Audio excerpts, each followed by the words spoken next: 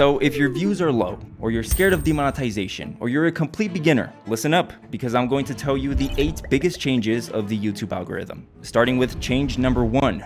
Gemini. So it's fully official, okay? The YouTube algorithm is now powered by Gemini AI. Now, for those of you that don't know what Gemini is, it's pretty much Google's ChatGPT. And the job that YouTube gave Gemini is to analyze videos. So technically, it's no longer about tags, titles, or anything that mattered before. Because of Gemini, now it's what you say, how you say it, and what you show on your screen. Like the actual visuals of your video. And it even understands the tone. Like if your video's supposed to be sad, it understands it. If you're being sarcastic, it also understands it. So that's pretty scary shit within itself.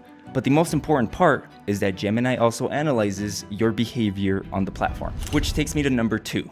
Trust score. This has got to be one of the biggest changes that I've ever seen on YouTube. So this is the easiest way to explain trust score. You want to prove to the algorithm / Gemini that you're a human. You know, with all of these new AI tools that create videos for you in the click of a button and all of these content farms, YouTube is now more strict than ever when it comes to like your profile, right? Your Google profile, what you do. So now it doesn't even matter how many views your YouTube channel gets. It doesn't matter how many subscribers you have. If Gemini doesn't think you're human, it's going to 360 no-scope your channel, as in termination or demonetization. And this change was done about 2 weeks ago, which is why you've heard so much news of people getting their channels taken away. But I think I found a solution to this, which takes me to number 3, the age of the email and the age of the YouTube channel. If you're a beginner or you're starting from scratch again, my advice to you is to start posting on a YouTube channel that was created over 5 months ago. The older the YouTube channel is, the better. Just use your personal email. You know, that email that you watch videos on, the one where you're subscribed to your favorite YouTubers. If you have any Google subscriptions like Google One, Google Workspace, YouTube Premium, you know, any of those subscriptions, the better it is. I mean, just look at it from the other side. Just imagine you're YouTube and you see a brand new email and YouTube channel get created. Within an hour, they start posting videos. Not only that, but they start posting once or twice every single day. They don't use that YouTube account for anything else. They don't use that Google account for anything else. There is no track record. There is no history. It's just an account that's very active. In the eyes of YouTube and Google, that's sort of suspicious.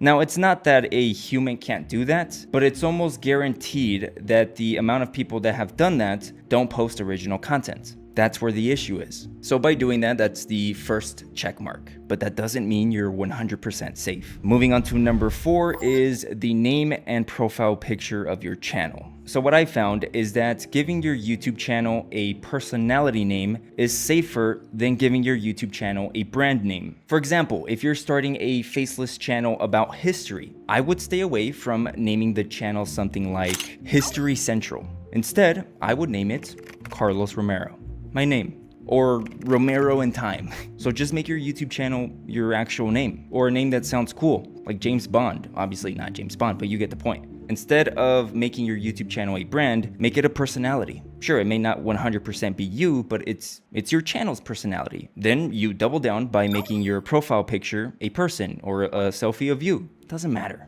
Because regardless of how careful you are, YouTube treats brands and personalities very different. It doesn't matter if you were going to post the same exact shit, because brand named YouTube channels have a higher percentage of getting demonetized for reuse content. But that's not it. Moving on to number 5, that is social media links.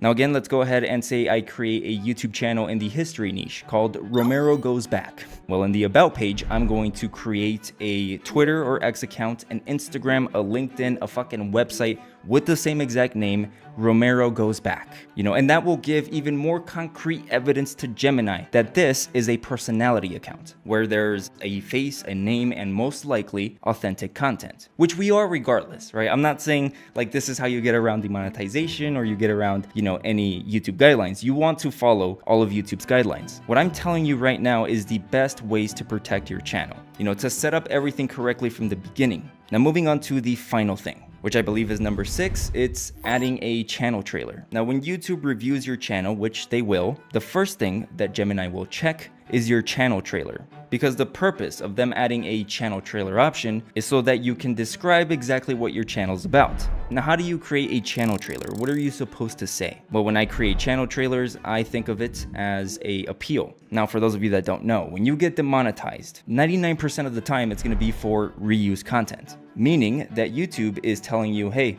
I can't tell if this is authentic content. I can't monetize this because I'm not sure. Now, when you get demonetized, you have the option to appeal. And to appeal, you need to make a video that is no longer than 5 minutes. And in the video, you have to plead your case. You have to explain to YouTube how you create your scripts, your titles, ideation, the editing. You got to show them the behind the scenes pretty much. And usually if you do everything correctly, you win these, right? Of course, saying you make authentic content. If you don't make authentic content, you're cooked. So it's just more convenient to add a channel trailer.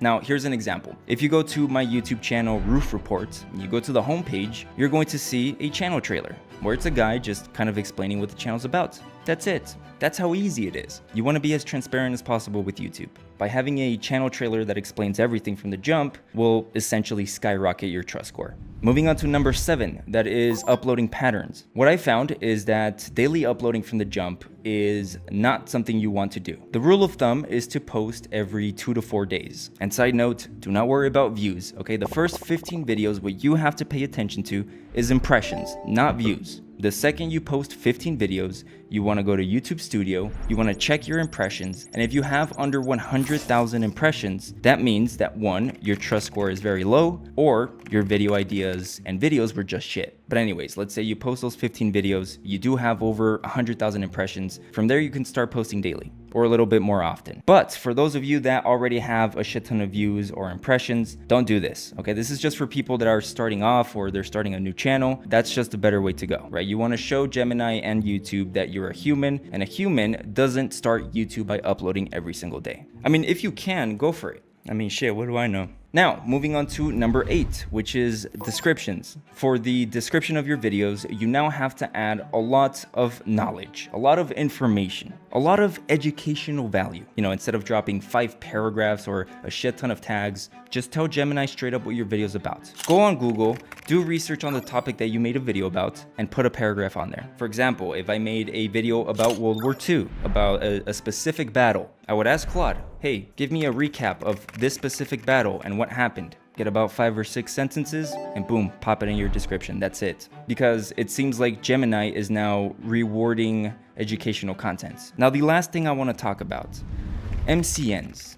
If you don't know what MCNs are, think of it like record labels. There's only a handful of MCNs out there that work with creators. Typically, they ask for a percentage of your channel's revenue. And essentially, joining an MCN will increase your trust score times 1,000. I mean, you really wouldn't have to do much of what I said in this video because you're in an MCN. There's only a limited amount of MCNs and they have a very strong relationship with YouTube, right? They're essentially a network of YouTube. So by partnering with them, the algorithm instantly says, we can trust this channel. And I mean, if you go into some of these MCNs websites, they tell you that, hey, we will give you more exposure in your videos. Not only that, but you have direct contact with YouTube because to be an MCN, you need to have crazy connections in YouTube. Now, here's the catch with MCNs. They won't accept every YouTube channel. It depends what your content is. And that's because they have a 10-strike system. If they decide to partner with you, and for some reason your YouTube channel gets terminated, they get a strike. Again, they only have 10. If they accept a bunch of YouTube channels that get terminated or get strikes, and they reach that limit of 10, they lose the MCN. They lose access to the network, and that's the worst possible thing that could happen to them.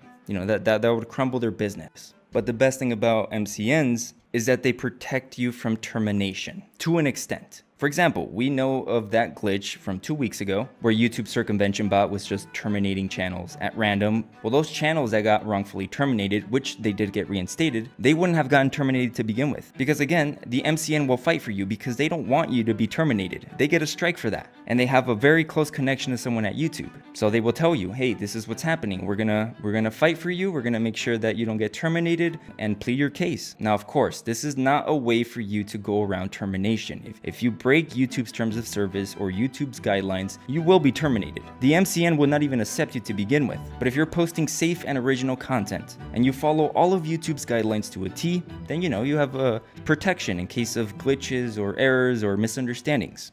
Now, I can't really give you advice as to what MCN to join. You're gonna have to do your own research on that. If you are an owner of an MCN out there, hit me up.